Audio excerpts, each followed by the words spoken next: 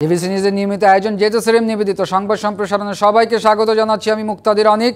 দিনের বাছাই করা সংবাদ এবং এর পর্যালোচনা নিয়ে সংবাদ সম্প্রসারণে আজ অতিথি হিসেবে অনলাইনে যুক্ত আছেন সিনিয়র সাংবাদিক আনিস আলমগীর এবং প্রধান উপদেষ্টার উপপ্রেস সচিব আজাদ মজুমদার। স্বাগত আপনাদের সংবাদ সম্প্রসারণে। আমরা আলোচনায় ফিরছি। আজাদ মজুমদার, জুলাইয়ের মানবতা বিরোধী অপরাধে শেখ হাসিনা সহ ৩ জনের বিচার শুরু এবং রাজসাক্ষী হলেন তখনকার যে আইজিপি ছিলেন মামুন।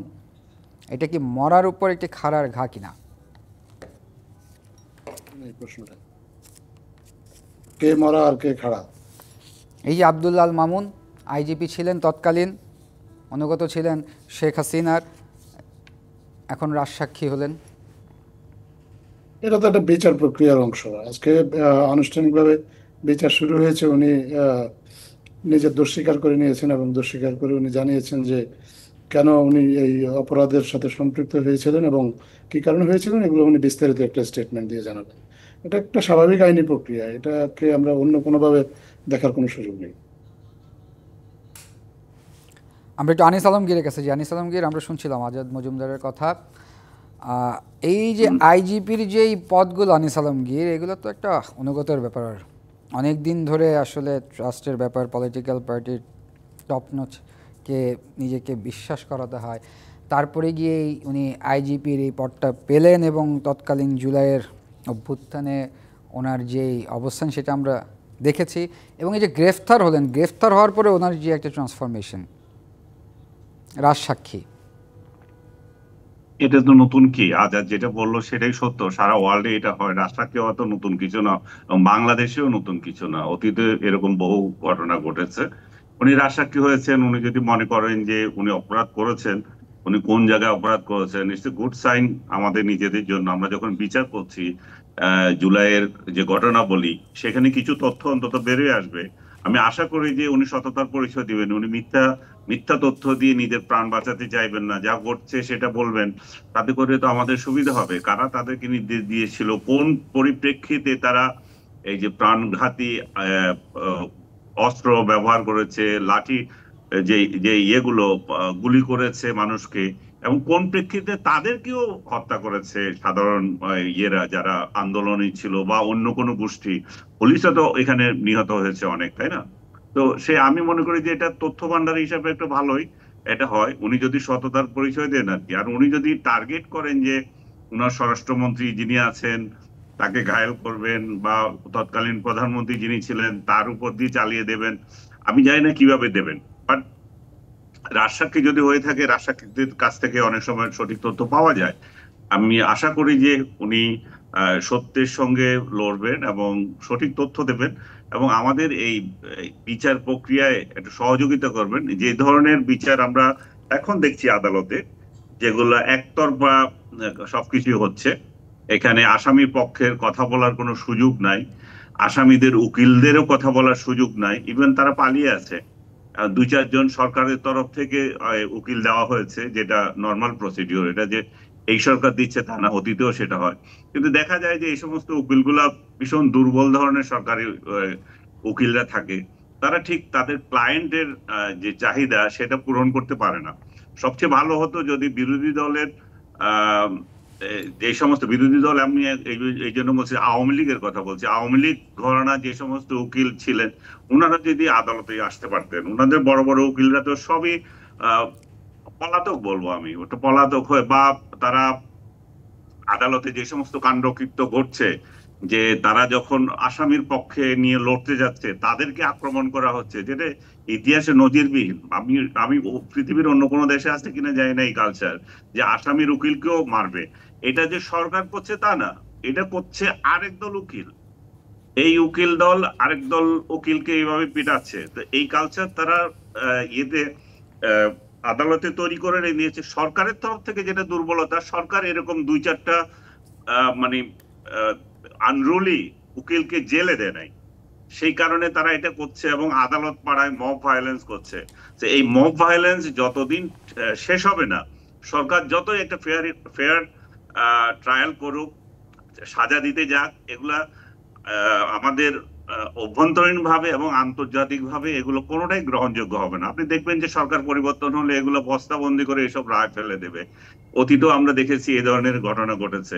তো আমি আশা করি যে সরকার যদি আইন আদালতের পরিস্থিতি ভালো করে, এখানে যদি কথা বলার পরিবেশ তৈরি করে, যারা আসামি তাদের তাদের যদি প্রাণের ভয় না থাকে, তাদেরকে আক্রমণ করা না হয়, এবং তারা যদি তাদের আইনগতভাবে লড়তে পারে, সেই পরিবেশ সরকার তৈরি করে দিক এবং প্রকৃত অপরাধীরা সাজা পাক এখানে। ধন্যবাদ আনিস আলমগীর। আজাদ মজুমদার, আমরা আনিস আলমগীরের কথা শুনতে পাচ্ছিলাম, উনি বলছিলেন যে আসামির উকিলকে মারছে আরেক পক্ষের উকিল, এবং উনি সরকারের কিছু দুর্বলতার কথা বলছিলেন, মব ভায়োলেন্সের কথা বলছেন। আমরা একটু শুনতে চাই আপনার কাছে। এখানে কথা হচ্ছিল জুলাই হত্যাকাণ্ডের বিচার নিয়ে, উনি সেটাকে মব ভায়োলেন্সে নিয়ে গেছেন। এটা অনেকটা গরুর রচনার মতো। ওই আপনি যাই করেন, আপনি ওই একটি রচনায় যদি নদী আসে, আপনি গরুকে ওই নদীর ধারে নিয়ে তারপরে গরুর গল্পই শুরু করে দেবেন। আমার শ্রদ্ধেয় বড় ভাই, ওনার কথা শুনে আমার কাছে মনে হয়েছে উনি উদ্দেশ্যপ্রণোদিতভাবে ঘটনাটাকে ওই দিকে ডাইভার্ট করেছেন। আসল ঘটনাটা হচ্ছে যে এখানে যারা অভিযুক্ত তাদের তো আত্মসমর্পণ করতে হবে। অভিযুক্ত যারা, তারা আত্মসমর্পণ না করলে ওকালতনামায় সই করবে কে? ওকালতনামায় তো সই করতে হবে। ওকালতনামায় সই না করলে কোনো উকিল তো কোনো অভিযুক্তের পক্ষে এসে দাঁড়ানোর কোনো সুযোগই নেই আইনগতভাবে। তো আর যারা কোনো আইনজীবী যদি ওকালতনামায় অভিযুক্তদের কাছ থেকে সই নিয়ে এসে আপনার আদালতে তার অভিযুক্তদেরকে ডিফেন্ড করতে যায়, তাহলে এবং তিনি যদি মনে করেন যে তার নিরাপত্তা প্রয়োজন, তিনি নিরাপত্তা চাইলে তাকে তো অবশ্যই প্রয়োজনীয় নিরাপত্তা সরকারের পক্ষ থেকে দেওয়া হবেই। এটা এ বিষয়ে ডিবেট করার কোনো সুযোগ নেই। আর উনি যেটা বলেছেন যে সরকার পরিবর্তন হলে এসব দিস্তা দিস্তা কাগজ এগুলো চলে যাবে, এটা কোনো সরকারের বিষয় না। এখানে পরিষ্কার কিছু হত্যাকাণ্ড ঘটেছে, এই হত্যাকাণ্ডগুলো সবার সামনেই ঘটেছে। এই হত্যাকাণ্ডগুলো তো ডিনাই করার কোনো সুযোগ নেই যে এই মানুষগুলো মারা যায় না। এই মানুষগুলো মারার জন্য কেউ না কেউ তো দায়ী। এখানে বিচার হচ্ছে, এই বিচারে যদি কেউ নিজের দায় দায়িত্ব প্রমাণ করতে পারে যে তারা দায়ী না, তাহলে তারা অভিযোগ থেকে খালাস পাবে। খুব পরিষ্কার হিসাব। যারা এখানে অভিযুক্ত আছেন, যাদের বিরুদ্ধে অভিযোগ আনা হয়েছে নানা দিক থেকে, তারা নিজেদেরকে ডিফেন্ড করবেন, আদালতে এসে আত্মসমর্পণ করবেন, বা যারা গ্রেফতার হয়েছেন তারা আদালতে জেল হাজতে থেকে বা জেল কাস্টডিতে থেকে তারা নিজেদেরকে ডিফেন্ড করবেন। এগুলো খুব স্বাভাবিক আইনি প্রক্রিয়া। এখানে সরকার পরিবর্তন হলে এই বিচার পরিবর্তন হয়ে যাবে, এটা তো সরকারের বিষয় না। এখানে যারা ভিকটিম তাদের জাস্টিস চাওয়ার অধিকার আছে, এবং তারা জাস্টিস চাইছে। এই যে মামলাগুলো হয়েছে, এই মামলাগুলো তো সরকার করে নাই, ভিকটিম করেছে। ভিকটিমের পরিবার করেছে। ভিকটিমের পরিবার, তাদের জাস্টিস এনশিওর করতে হবে না? যদি কোনো অভিযুক্ত আইনজীবী নিয়োগ না করে বা কোনো অভিযুক্ত পলাতক অবস্থায় থাকে, কোনো আইনজীবী তার পক্ষে না আসে, খুব স্বাভাবিকভাবে সরকার তাদেরকে ডিফেন্ড করার জন্য আইনি প্রক্রিয়া অনুসরণ করে তাদের জন্য আইনজীবী নিয়োগ করবে। এখানে তো আইনি প্রক্রিয়ার কোনো ব্যত্যয় ঘটেছে বলে আমার মনে হয় না। আজাদ মজুমদার, আপনিও বলছেন, আমরা শুনছিলাম যে আনিস আলমগীরের কথাটা মনে হচ্ছিল যে আপনি বলছেন উদ্দেশ্য প্রণীত, কিন্তু আমার একটা প্রশ্ন যে mob violence or pressure group যেটাই হোক না কেন, এইটা আসলে চেকটা কিভাবে করবে? এখনো তো বিভিন্ন জায়গায় হচ্ছে। এটাতে চেক করার কিছু নেই। মব ভায়োলেন্স যেটা, যদি কোনো ভায়োলেন্স হয়, এ ধরনের কোনো উচ্ছৃঙ্খল জনতা যদি কোনো আইন তুলে নেয়, কোনোভাবে যদি ভায়োলেন্স তৈরি করে, যেটাকে আমরা মব বলতে বুঝি, সে ধরনের মব যদি কেউ ক্রিয়েট করে, কারো যদি আইন ভাঙে, তাহলে তাকে উপযুক্ত বা তার বিরুদ্ধে উপযুক্ত আইনি পদক্ষেপ নেওয়া হবে, তাকে আইনের আওতায় আনা হবে, শাস্তির আওতায় আনা হবে। এই বিষয়ে এটা নিয়ে তো ডিবেট করার কোনো সুযোগ নেই। যে কেউ অপরাধ করলে তার অপরাধের বিচার হবে, এটা নিয়ে আর আলাদাভাবে বলার কি আছে? আনিস আলমগীর, আমরা আজাদ মজুমদারের কথা শুনছিলাম, আপনিও শুনছিলেন। আমি নেট থেকে বের হয়ে গিয়েছিলাম মাঝখানে, আমার একটু গোলযোগ হয়েছে এখানে, সেই জন্য সবটা শুনতে পারিনি। বাট যেটুকু শুনলাম, আজাদ হয়তো ভুল বুঝছে। এইগুলো ফেলে দেবে সরকার পরিবর্তনের ফলে পরে। এটা এই জন্য বলা হয় যে রায় যদি যথাযথ না হয়। আমরা তো এই সরকারের আমলও দেখতে পেলাম, তাই না? ডক্টর ইউনূসের মামলাগুলো এখন কোথায়? উনার রায়গুলো কোথায়? উনার রায় আদালত যেগুলো দিয়েছিল এগুলো কি পালিত হয়েছে? এগুলো তো সব মাপ হয়ে গেছে, এগুলোর তো কোনো ইয়ে নাই। এবং তারেক রহমানের মামলাগুলোর কি হলো? খালেদা জিয়ার মামলাগুলোর কি হলো? বাবরের মামলাগুলো কি হলো? বললে হবে না যে সরকার পরিবর্তনের পর রায় পরিবর্তন হয় না। সরকার পরিবর্তনের পর এই দেশে রায়ও পরিবর্তন হয়ে যায়, আদালতের চেহারা পরিবর্তিত হয়ে যায়। তো এটা কেন হয়? হয় আদালত নিজেই সঠিকভাবে বিচার করে না, কিংবা সরকার ইনফ্লুয়েন্স করে, দুইটার একটা হবে। যে কারণে হোক অতীতের যেগুলো যেমন কার্যকর হয় নাই এখন, সেটা হয় এই সরকার চায় নাই, কিংবা বিচার যেগুলো করেছে সঠিক বিচার হয় নাই, দুইটার একটা তো হবে। তো এইখানেও সেরকম আমি একই কথা বলছি, আদালত যদি নিরপেক্ষ থাকে, বিচার যদি সঠিক হয়, তাহলে এগুলো থাকবে। আদারওয়াইজ সরকার পরিবর্তনের পর দেখা যাবে যে এগুলো আর কার্যকর না। আজাদ মজুমদার, আমরা আনিস আলমগীরের কথা শুনছিলাম, যে উনি বলছিলেন, বিচার যদি আপনি কি এই জায়গায় কিছু ডিফেন্ড করবেন কিনা প্লিজ? না, এটা আমার ডিফেন্ড করার কোনো বিষয় না। বিচার যদি সঠিক না হয় তাহলে উচ্চতর আদালতে যাবে, উচ্চতর আদালতে সরকার থাকলেও রায় পরিবর্তিত হয়ে যেতে পারে। কারণ এটা তো একটা বিচারিক বিষয়। বিচারে যদি প্রসিকিউশন সঠিকভাবে কারো অপরাধ প্রমাণ করতে ব্যর্থ হয়, বা যদি বিচারিক প্রক্রিয়ায় বা তদন্ত প্রক্রিয়ায় কোনো ত্রুটি থাকে, তাহলে উচ্চতর আদালতে গিয়ে সেটা আবার নতুনভাবে জাজ করার সুযোগ আছে। এটার সাথে সরকারের সম্পর্কটা সরাসরি আমার মনে হয় যদি কেউ দেখে, তাহলে তো এটা আমার মনে হয় এটা অযৌক্তিক কথা। সরাসরি কেন, এখানে সরকারের প্রত্যক্ষ এবং পরোক্ষ কোনো সংযোগ থাকারই কোনো সুযোগ নেই। এটা একটা বিচারিক প্রক্রিয়া। বিচারে যদি ট্রায়াল কোর্ট যদি যে রায়টা দিবে সেই রায়টা যদি ত্রুটিপূর্ণ হয়, বা তাদের সেখানে যদি প্রসিকিউশনের যে প্রক্রিয়াগুলো অনুসরণ করার কথা সেগুলো অনুসরণ করতে না পারলে উচ্চতর আদালতে গিয়ে সেই মামলাগুলো টিকবে না। এটা তো অতীতে বিভিন্ন সময় হয়েছে, এখনো হতে পারে। এটা এই জন্যই তো বিচারটা যাতে সঠিক হয় সেই জন্য সর্বোচ্চ চেষ্টা করা হচ্ছে। প্রথম কথা হচ্ছে যে হত্যাকাণ্ডগুলো নিয়ে তো কেউ অস্বীকার করার কোনো সুযোগ নেই যে এই হত্যাকাণ্ডগুলো হয় নাই। এখন এই হত্যাকাণ্ডগুলোর বিচার হইতে হবে, এটা সবার দাবি। আমার বিশ্বাস আনিস ভাইও এই দাবি জানাবেন, কারণ ওনাদের যে মানুষগুলো মারা গেছে তারা তো ওনারই ভাই, কারো সন্তান, কারো পিতা, তাই না? আমাদের কেন, সবাই, আমাদের প্রত্যেকের। তো এই মানুষগুলো মারা গেছে, এটা তো সত্য। এখন আইনি প্রক্রিয়া এটা নিরূপণ করা হবে এই মৃত্যুগুলোর পেছনে কারা দায়ী।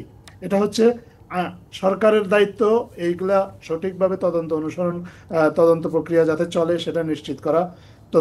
প্রসিকিউশন যাতে তথ্য প্রমাণ সংগ্রহ করতে পারে, তাদেরকে প্রয়োজনীয় সহযোগিতা করা। তারা সেই তথ্য উপাত্ত তদন্ত রিপোর্ট এগুলো নিয়ে আদালতে যাবে, আদালতে যুক্তিতর্ক হবে, যুক্তিতর্কের ভিত্তিতে আদালতে সম্মানিত বিচারক যারা আছেন তারা যেটা সঠিক মনে করবেন সেই রায় দিবেন। তারপর যদি ওনাদের রায় ত্রুটি থাকে তাহলে আরো উচ্চতর আদালত সেটা দেখার সুযোগ আছে। সেটা এই সরকার থাকলেও উচ্চতর আদালত সেই রায় বাতিল করে দিতে পারেন, পরবর্তী সরকার আসলেও বাতিল করে দিতে পারেন, অথবা রায়টা কার্যকর হতে পারে। এগুলা স্বাভাবিক আইনি প্রক্রিয়া। আমার মনে হয় না আমরা এগুলো নিয়ে আসলে বিতর্ক করে কোনো লাভ আছে। আমরা বরঞ্চ সবাই আশা করি এবং আমাদের সবাই যেন চেষ্টা করি আমাদের যার ক্যাপাসিটি থেকে, যাতে এই বিচারিক প্রক্রিয়াটা সঠিকভাবে এগিয়ে চলে এবং বিচারিক তদন্ত প্রক্রিয়াটা যেন সঠিক হয় এবং পক্ষপাত মুক্ত হয়, এবং যারা অভিযুক্ত আছে তারাও যেন নিজেদেরকে সঠিকভাবে ডিফেন্ড করতে পারেন। কারণ প্রত্যেক অপরাধীরই নিজেকে ডিফেন্ড করার একটা, অপরাধী বলবো না, প্রত্যেক অভিযুক্ত। আনিস আলমগীর একটা কথা বলছিলেন আজাদ মজুমদার, মানে আমরা যে ওনার কাছ থেকে শুনছিলাম, যিনি বলছিলেন যে সরকার পরিবর্তন হলে রায়েরও পরিবর্তন আমরা দেখতে পারি। উনি কয়েকটা এক্সাম্পল টেনে নিয়ে আসছেন, ম্যাডাম জিয়া সহ, তারেক রহমান সহ, এবং আজকে অন্তর্বর্তী সরকারের যে প্রধান উপদেষ্টা, এই যে এক্সাম্পলগুলো টেনে নিয়ে আসতেন। ওই মামলাগুলো হয়তো ত্রুটিপূর্ণ ছিল এবং মামলাগুলোর যে বিচারের রায় ছিল সেগুলো হয়তো ত্রুটিপূর্ণ ছিল, কিন্তু সরকার কোনো মামলার রায় পরিবর্তন করেনি, আদালত পরিবর্তন করেছে। আদালত আমরা এর আগে দেখেছি আদালতকে কিভাবে প্রভাবিত করা হয়েছে বা বিচার প্রক্রিয়াকে কিভাবে প্রভাবিত করা হয়েছে। হয়তোবা এই বিচারগুলো ছিল সরকারের প্রভাবে এই অনেকগুলো রায় এসেছে। এখন আদালতের মতো করে আদালত কাজ করার সুযোগ পাচ্ছে এবং তারা এই মামলার মেরিট বিচার করেছে বা জাজমেন্টগুলো বিচার করে তারা তাদের সিদ্ধান্ত দিয়েছে। এখানে তো কোনো মামলা বা কোনো সাজা এক্সিকিউটিভ অর্ডারে বাতিল হয় না, সবগুলো বিচারিক প্রক্রিয়ার মাধ্যমে বাতিল হয়েছে। ভবিষ্যতেও যদি এই মামলাগুলো, এখন যে মামলাগুলো চলমান আছে সেগুলোর কোনো রায় যদি বিচারিক প্রক্রিয়ার মাধ্যমে বাতিল হয়ে যায়, কারো কিছু বলার থাকবে না। সেই জন্যই এখন সবার চেষ্টা করা উচিত যাতে বিচারিক প্রক্রিয়াটা নিরপেক্ষ, স্বচ্ছ এবং একেবারে পুঙ্খানুপুঙ্খভাবে সঠিক হয়। তাহলে পরবর্তীতে কেউ চেষ্টা করলেও আর এই রায়গুলো আর বাতিল করতে পারবে না। ধন্যবাদ আজাদ মজুমদার। আমরা একটু আনিস আলমগীরের কাছে যাই। আনিস আলমগীর, আপনার কাছে একটু ডিফারেন্ট অ্যাঙ্গেল একটা কোয়েশ্চেন। আপনি ওয়ার কাভার করেছেন, আমরা জানি আপনি ওয়ার কাভার করেছেন। আপনার কাছে একটু শুনতে চাই, এই যে 24-এর যে আন্দোলনটা, এটাকে আপনি কিভাবে দেখছেন? এটা নতুন করে দেখার কি হলো 1 বছর পরে? না না, 1 বছর 24-এর পরে না। আপনি আন্দোলন ওয়ার কভার করেছেন, এবার ওয়ার্ড জার্নালিস্ট। 24-এ যে আন্দোলনটা হলো কাইন্ড অফ ওয়ারের মতো, সেই জায়গা থেকে আমরা একটু শুনতে চাচ্ছি আপনার কাছ থেকে। সেই এটা এটা ওয়ারের মতো আমি বলবো না, এটা হচ্ছে কনফ্লিক্ট। আমাদের যেটা ছিল সেটা হচ্ছে কনফ্লিক্ট। ওয়ার অ্যান্ড কনফ্লিক্ট দুইটা জিনিস। আমাদের এখানে অভ্যন্তরীণ কনফ্লিক্ট, এখানে ক্ষমতার দ্বন্দ্ব, এবং একটা রাজনৈতিক দল দীর্ঘদিন থেকে আছে, তারা জনগণের ভোটাধিকার হরণ করেছে। এই ভোটাধিকার হরণ করার জন্য প্রেক্ষিতে তাদের উপর প্রচন্ড Anis Alamgir, lethal weapon use করা কি কনফ্লিক্ট? কনফ্লিক্টে হতে পারে এগুলা, মানে এটা অভ্যন্তরীণ ওপেন অর্ডার conflict টু এগুলো ইউজ হয়। লিথাল ওয়েপন, এটা কি কনফ্লিক্ট? সরকার করেছে, এটা তো করতে পারে না, যদি পক্ষই তো করতে পারে, সব কনফ্লিক্টে হয় এটা। কনফ্লিক্ট মানে কি আপনার সাথে আমার রাগারাগি? কনফ্লিক্ট এ তো ওয়ারেরই আরেকটা ভার্সন। এখন ওয়ার কেন হচ্ছে আর কনফ্লিক্ট কেন হচ্ছে সেটা তো দুই জিনিস। যাই হোক, আপনি তো আমাকে কথা বলতে দিচ্ছেন জি না, প্লিজ আমি তো প্লিজ কথা বলা শুরু করেছিলাম, তাই প্লিজ না? প্লিজ। তো আমি বলছি যে এখানে সরকারের যে বিরুদ্ধে যে জনরোষ ছিল, সেই জনরোষের সঙ্গে একটা পপুলার ইস্যু যোগ হয়েছে। সেই ইস্যুটা হচ্ছে কোটা আর আহ, ইয়েতে মুক্তিযোদ্ধা কোটা নিয়ে আপত্তি। ছাত্ররা এটা নিয়ে 18 সালও আন্দোলন করেছে। শেখ হাসিনা একগুঁয়েমি করে সব কিছুতে কোটা বাতিল করে দিয়েছেন। উনি সংস্কারের দাবি করেছেন, তিনি সেখানে নিজে সংস্কারের দাবি উপেক্ষা করে নিজে রাগ দেখিয়ে সবগুলো বাতিল করে দিয়েছেন। তার প্রেক্ষিতে আবার এই প্রশ্ন আসে, তার প্রেক্ষিতে আবার মুক্তিযোদ্ধার সন্তানরা আবার রিট করেছে, সেই রিটে রায় হয়েছে। সেটা সেটা নিয়েই, সেটা আদালতে মীমাংসিত হওয়ার আগেই একটা দল ওই মানে এমন তুঙ্গে নিয়ে গেছে আন্দোলনকে, সেখানে বিরোধী দল যুক্ত হয়েছে, সেখানে বহিঃশক্তি যুক্ত হয়েছে, সেখানে আজকে বলা হচ্ছে আমেরিকান ইন্ধন ছিল। তো সবকিছু মিলে সরকার পতন হতে বাধ্য হয়েছে। এবং সরকার পতন হওয়ার মূলে যে জিনিসটা কাজ করেছে, আপনি যে বলছেন যে মারণাস্ত্র ব্যবহার করা, সেটা হয়েছে, দুই পক্ষ থেকে হয়েছে। এখন কে মেরেছে সেটা তো পুঙ্খানুপুঙ্খভাবে বিচারের প্রক্রিয়াই হয়নি। কারণ একটা অংশ যে পুলিশকে যে মেরেছে, সেই বিচারটাই আপনি ইন্ডেমনিটি দিয়ে বন্ধ করে দিয়েছেন। আর বাকি যারা মারা পড়েছে তাদেরও 2-4 জনের এখন যারা যারা মামলা করছে তাদের বিচার হবে। কিন্তু আমরা দেখতে পাচ্ছি যে এই মামলা করতে গিয়ে আবার মামলা বাণিজ্য হচ্ছে।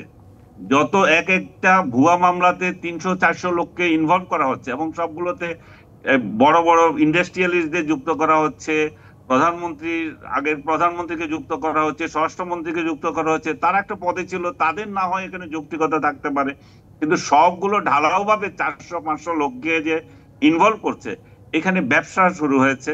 তাতে করে এই যে বিচার, যেটা আমরা আজাদ শো আমরা যেটাই বলছিলাম, বিচারের প্রক্রিয়াগুলো ব্যাহত হবে এবং এখানে রিয়েল কালপ্রিটরা এখানে সাজা পাবে না। এখন যেটাই হোক, 5ই অগাস্টে সরকার পরিবর্তিত হয়েছে। এটা আমেরিকা করে দিয়েছে না সরকার নিজের পায়ে নিজে কুড়াল মেরেছে, সেটা ইতিহাস নির্ধারণ করবে। আমেরিকা চাইলেই কি বদল করে দিতে পারে? আমি যদি আমার পায়ে কুড়াল না মারি, আমি যদি ছাত্রদের কথা না শুনি, আমি যদি সঠিক একটা ন্যায্য দাবিকে নিয়ে ঘড়িমসি করি, এবং আমার যে অপদার্থ মন্ত্রীগুলো, একটা শিক্ষামন্ত্রী, তথ্যমন্ত্রী, তারপরে আমার সেক্রেটারি, যারা এই সমস্ত, এবং আইনমন্ত্রী, যারা এগুলোতে যুক্ত হয়েছিল, যারা এগুলো যথাযথভাবে শেষ করতে পারে নাই, ছাত্রদেরকে ডেকে বসতে পারে নাই, অহমিকার পর অহমিকা, এবং ছাত্রদেরকে আজে বাজে কথা বলা এবং লেলিয়ে দেওয়ার হুমকি দেওয়া, সবকিছু নিয়েই পতন ত্বরান্বিত হয়েছে। এখন বাইরের শক্তিকে শুধু দায়ী করলে হবে না, এখন দেখতে হবে যে কে কাকে মেরেছে। এখন সরকার পক্ষ থেকে দাবি করা হয় যে আমরা মারি নাই, এই ছাত্রদেরকে এত পাখির মতো মেরেছে আরেকটা শক্তি ভিতরে থেকে, ছাত্রদের ভিতরে থেকে গুপ্ত আরেকটা বাহিনী মেরেছে। এখন কে মেরেছে সেগুলো আসলে ইতিহাস নির্ধারণ করবে, সেগুলো আদালত নির্ধারণ করবে। সেটা নিয়ে তো আমাদের এখনো সময় রয়েছে। আনিস আলমগীর, আমাদের একটা বিরতির সময় আছে, আমরা বিরতিকে ফিরে এসে এই বিষয় নিয়ে আলোচনা করব। প্রিয় দর্শক, জেএসআরএম নিবেদিত সংবাদ সম্প্রসারণে একটি বিরতির সময় হয়েছে, সঙ্গেই থাকুন। বিরতির পর আবারও স্বাগত জেএসআরএম নিবেদিত সংবাদ সম্প্রসারণে। আমাদের সাথে অনলাইনে যুক্ত আছেন সিনিয়র সাংবাদিক আনিস আলমগীর এবং প্রধান উপদেষ্টার উপপ্রেস সচিব আজাদ মজুমদার। আজাদ মজুমদার, বিরতির আগে আমরা আনিস আলমগীরের সাথে কথা বলছিলাম। আনিস আলমগীরকে জিজ্ঞেস করেছিলাম যে 24-এর যে ইনসিডেন্ট, যেহেতু উনি ওয়ার কাভার করেছেন, উনি এটাকে বলছেন কনফ্লিক্ট, এবং আরও বলছেন যে মানে অন্য উদাহরণ টেনে উনি বলছিলেন যে এমনও বলা হচ্ছে যে যেভাবে ছাত্রদের মারা হয়েছে ভিতরে থেকে এটাকে কেউ করেছে। আমি কি বলবো? শুনতে পাচ্ছেন হ্যালো, আজাদ মজুমদার? হ্যাঁ শুনতে পাচ্ছি। জি, আমার সেটা প্রশ্নটা উনি শুন। ওনার হ্যাঁ উনি ওনার বক্তব্য দিয়েছেন, কিন্তু আমরা মনে করি যে এটা সাধারণ মানুষের একেবারে পুঞ্জীভূত ক্ষোভ, যেটা দীর্ঘদিনের যে দুঃশাসন, অপশাসন, ক্রমাগত হিউম্যান রাইটস ভায়োলেশন, এগুলার একটা পুঞ্জীভূত ক্ষোভের বিস্ফোরণ। এবং সেই বিস্ফোরণ মানুষ কোটা যে আন্দোলনটা আমরা শুরুতে দেখেছিলাম, এই কোটা আন্দোলনটাও শুরু হয়েছে শেখ হাসিনার শপথ ভঙ্গ করার মধ্য দিয়ে। আপনি যদি 2018 সালের কোটা সংস্কার আন্দোলনটা দেখেন, 2018 সালে ছিল কোটা সংস্কার আন্দোলন। সেখানে কোটাকে সংস্কার না করে যৌক্তিকভাবে কোটাটাকে রাগ করে বাতিল করে দেওয়া হলো। রাগ অনুরাগের ঊর্ধ্বে উঠে একজন প্রধানমন্ত্রী যার শপথ হচ্ছে রাগ অনুরাগের বাইরে গিয়ে কাজ করা, তিনি রাগ করে কোটাটাই বাতিল করে দিয়েছেন। এবং কোটাটা বাতিল করে দেওয়ার ফলে তিনি এই যে কোটা সংক্রান্ত যে জটিলতা, এই জটিলতাটাকে কিন্তু তিনি জিয়ে রাখলেন। কারণ কোটার কিছু কিছু ক্ষেত্রে অনগ্রসর যারা আছে তাদের কিছু কিছু ক্ষেত্রে কোটার প্রয়োজন ছিল, এবং যারা 2024-এ এসে কোটা বিরুদ্ধে আন্দোলন করেছে তারাও সেটা বলেছে যে কোটাটাকে সংস্কার করে যৌক্তিক, একেবারেই অনগ্রসর যারা, তাদের জন্য কিছু কোটা রেখে কোটাটাকে যৌক্তিকভাবে সংস্কার করতে। সেটা না করে আপনার শপথ ভঙ্গ করে উনি কোটা সমস্যাটা থেকে রেখেই দিলেন। এবং 2024 সালে এসে এমনভাবে একগুঁয়েমি করলেন, ছাত্রদের যৌক্তিক দাবিকে তো উনি গুরুত্বই দেননি, তারপর তুচ্ছতাচ্ছিল্য করেছেন। তারপরে তার মদদে, তার দলীয় নেতাদের মদদে আপনার সাধারণ ছাত্রদের উপর আক্রমণ হয়েছে। তারপর 16 জুলাই থেকে তো হত্যাকাণ্ড শুরু হয়েছে, এবং এই হত্যাকাণ্ড ওয়াজ সাধারণ বাংলাদেশের প্রত্যেকটা মানুষকে আমরা বিশ্বাস করি যে নাড়া দিয়েছে। কারণ কেউ এটা অ্যাকসেপ্ট করতে পারে না, এভাবে পাখির মতো গুলি করে প্রকাশ্য দিবালোকে সাধারণ ছাত্র। আজাদ মজুমদার, এটা কনফ্লিক্ট কিনা? আনিস আলমগীর বলছেন এটা কনফ্লিক্ট। আমি কনফ্লিক্ট কিনা এই জাতীয় ডিবেটেই যাব না। আমি এটাকে এই ধরনের ডিবেটের সাবজেক্ট বলে মনেই করি না। প্রথমত আমি মনে করি যে এটা লেজিটিমেট ক্ষোভের বিস্ফোরণ, মানুষের দীর্ঘদিনের বঞ্চনার বিস্ফোরণ ঘটেছে। এবং মানুষের উপর এই আন্দোলন চলাকালে যে ধরনের নির্মম হত্যাকাণ্ড হয়েছে, তাতে দেশের প্রত্যেকটা মানুষ এই আন্দোলনে, যারা বিবেকবান মানুষ, তারা প্রত্যেকে এই আন্দোলনকে সমর্থন জুগিয়েছে, প্রত্যেকে এই আন্দোলনের সাথে সম্পৃক্ত হয়েছে। এবং মানুষের উপর চেপে বসা, অবৈধভাবে বিতর্কিত নির্বাচনের মাধ্যমে আসা এই চেপে বসা সরকারকে উচ্ছেদ করেছে। আপনি যেহেতু এটা ডিবেটে যেতে চাচ্ছেন না, তাহলে আমার দ্বিতীয় প্রশ্নের উত্তরটাও আসলে আপনি হয়তো দিতে চাইবেন না। তারপরও আবার আমি বলি, যেটা আনিস আলমগীর বলছিলেন অন্য উদাহরণ টেনে, যে মারা হয়েছে সেটা ভিতর থেকে হয়তো কেউ করেছে। আপনার কাছে কেন মনে হচ্ছে যে আজাদ একটা মিনিট, উপস্থাপক আপনি সবসময় মিসকোট করেন কেন? আমি তো দেখছি আপনি ফালতু কোটেশন দিচ্ছেন এখানে। না, আমি আপনার উদাহরণ টানছি আনিস আলমগীর, আমি আপনার উদাহরণ টানছি যে আপনি বলছিলেন যে শোনা যাচ্ছে বা ইয়ে করে যাচ্ছে, আমি আপনার উদাহরণ টানছি। দিচ্ছেন কেন? আপনি একাংশ দিচ্ছেন কেন? আমি আপনার উদাহরণ টানছি আনিস আলমগীর। এবং সরকারের তরফ থেকে অভিযোগ ছিল, লেট মি ফিনিশ। জি, আমি তো বলেছি এটা সরকার করেছে, এবং সরকারের তরফ থেকে অভিযোগ হচ্ছে আন্দোলনকারীদের ভিতর থেকে করেছে। আপনি কেন তাকে বারবার বলতেছেন যে আমি আন্দোলনকারীরাই মারছে? আমি বলিনি, আমি আপনার এক্সাম্পলের কথা বলেছি। আপনি বলেছেন সেটা বলিনি আনিস আলমগীর, আপনি বলেছেন সেটা আমি বলিনি।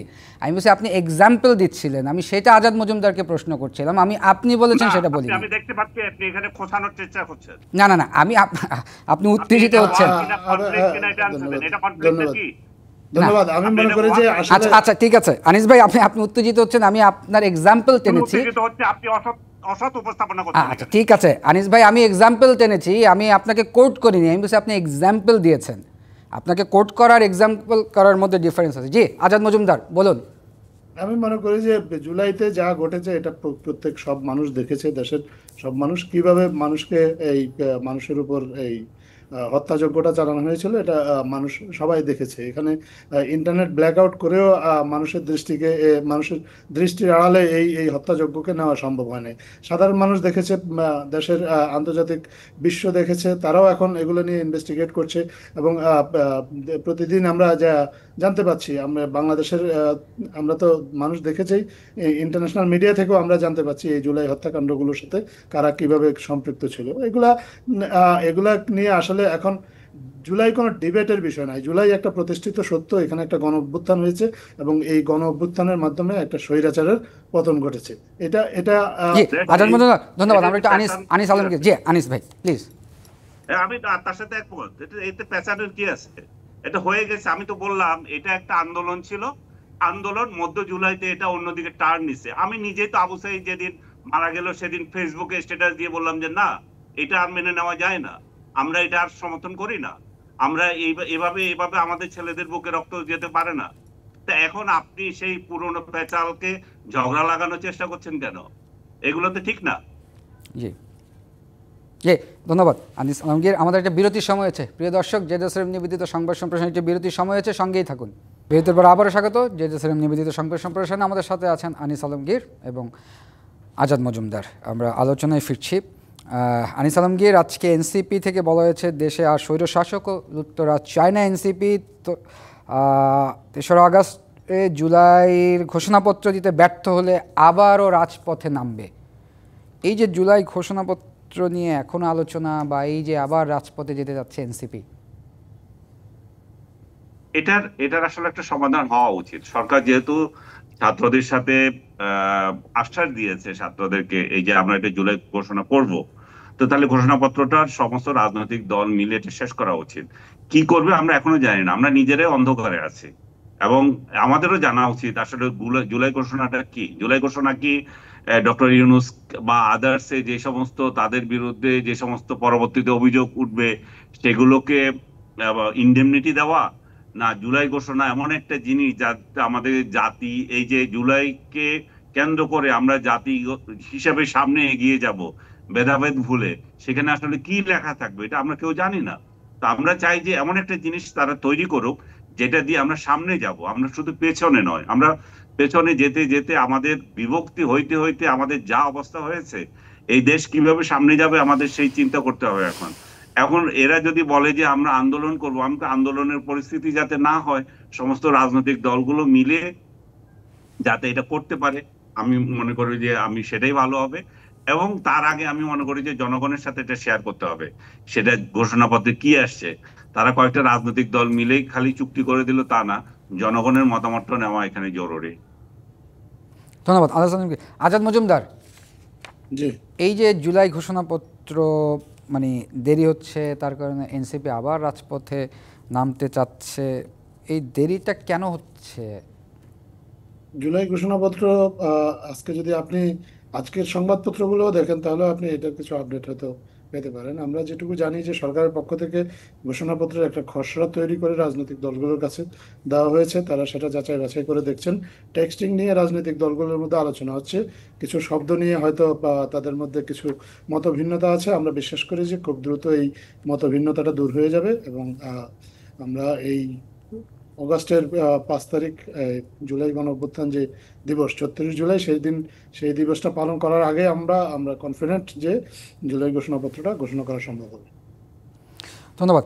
আমরা একটু জানতে চাই, আমরা আমাদের অনুষ্ঠানের শেষ দিকে, আজাদ মজুমদার, কালকে আপনারা ব্রিফিং করেছেন প্রেস উইং থেকে যে নির্বাচনের সব প্রস্তুতি ডিসেম্বরের মধ্যে শেষ করতে প্রধান উপদেষ্টা নির্দেশ দিয়েছেন এবং বলেছেন 18 থেকে 33, আমি যদি ভুল না করি, correct me if I am রং, তাদের এই সেসব ভোটারদের একটি তালিকা করার জন্য এবং একটা separate ballot booth. Separate booth, ballot না, একটা বাড়তি শব্দ সেপারেট যোগ বুথ, করে দিয়েছে। Separate booth. জি, এটার এই উপলব্ধিটার মূল কারণ হচ্ছে যে 18 থেকে 33 বয়সী যারা ভোটার তারা অনেকেই জীবনে প্রথমবারের মতো ভোট দেবেন। আগের 3টা নির্বাচন বিতর্কিত হওয়ায় এই বয়সী ভোটাররা ভোট দিতে পারেন নাই। তো তারা আসলে কিভাবে ভোট দিতে হয় অনেকে সেটাও জানেন না। বিশেষ করে এই বয়সী যারা নারী ভোটার আছেন তাদের অনেকের জন্য এই অভিজ্ঞতাটা একেবারেই নতুন। তো এই উপলব্ধি থেকে মাননীয় প্রধান উপদেষ্টা বলেছেন যে সেখানে যদি প্রশিক্ষিত নির্বাচন কর্মী রাখা যায় তাদের জন্য আলাদা বুথ করে, তাহলে তাদের ভোটদানে তাদেরকে সহযোগিতা করার জন্য এই উদ্যোগটার কথা চিন্তা করা হয়েছে, যাতে নতুন ভোটাররা ভোট দিতে পারে। কারণ এই আগামী নির্বাচনটা এমন একটা নির্বাচন হবে, কালকের আলোচনা থেকে আমরা যেটুকু বুঝতে পারলাম, সেই নির্বাচনে আসলে সবাইকেই সবার জন্যই আসলে এই নির্বাচনটাতে প্রশিক্ষণ নেওয়া দরকার। যারা নির্বাচনের সাথে সংশ্লিষ্ট থাকবেন, নির্বাচনী দায়িত্ব পালন করবেন, তাদের অনেকেও আগের নির্বাচনী দায়িত্ব পালন করেননি, কারণ আগের নির্বাচনই হয়নি। কোনো প্রতিদ্বন্দ্বিতামূলক নির্বাচন হয়নি, বিতর্কিত সাজানো গোছানো পাতানো নির্বাচন ছিল। এবং অনেক দিন তো অনেক কিছু, একটা নির্বাচন তো রাতেই হয়ে গিয়েছে।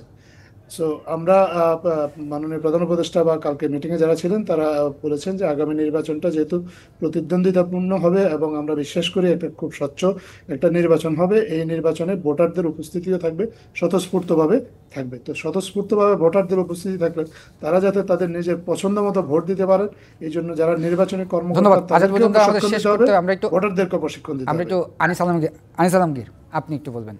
আমি মনে করি যে এটা যেই সিদ্ধান্তটা ওনারা বলছেন, যে সিদ্ধান্ত তো হয়নি, প্রস্তাব দিয়েছে যে হওয়া যায় কিনা। আমি যে এটা এটা বাড়তি এবং অকারণ। এটা কারণ যে সমস্ত আহ তরুণদের কথা চিন্তা করে বলা হচ্ছে 18 থেকে 32 বছর, এরা স্মার্ট এনাফ, এদের পক্ষে ভোট দেওয়া কোনো কঠিন বিষয় না। এরা ভোট কিভাবে দিতে হয় এগুলা জানা এদেরকে 2 সেকেন্ডের ব্যাপার। এটা ভোট ভোট দেওয়া বাংলাদেশে এমন এমন কোনো জটিল প্রক্রিয়া না, এবং এটা আইবিএমও হবে না, এটা হবে সিল মারা। সিল মারতে কে না জানে। এটার জন্য আলাদা ভোট করতে যাওয়া মানে হচ্ছে একটা বাড়তি প্রয়োজন এবং বাড়তি ঝামেলা। এখন আপনি যদি এখানে তরুণদের জন্য যদি এটা করতে যান, সেখানে আবার নারী পুরুষ আলাদা করবেন, সেখানে এতে ভোট কেন্দ্রে এতগুলো ভোট করা সব সব কেন্দ্রে তো হয়তো সম্ভব না। আনিস আলমগীর, এবং আমাদের শেষ এটা করতে আমার হচ্ছে, মনে হয়, আমাদের শেষ হ্যাঁ, করতে এটা হচ্ছে। আমার মনে জি। হচ্ছে এটা অপ্রয়োজনীয় এবং এটা হবে না। ধন্যবাদ, ধন্যবাদ আনিস আলমগীর, ধন্যবাদ আজাদ মজুমদার। প্রিয় দর্শক, এই ছিল জেজেসিএম নিবেদিত সংবাদ সম্প্রসারণে। ডিবিসির সঙ্গেই থাকুন।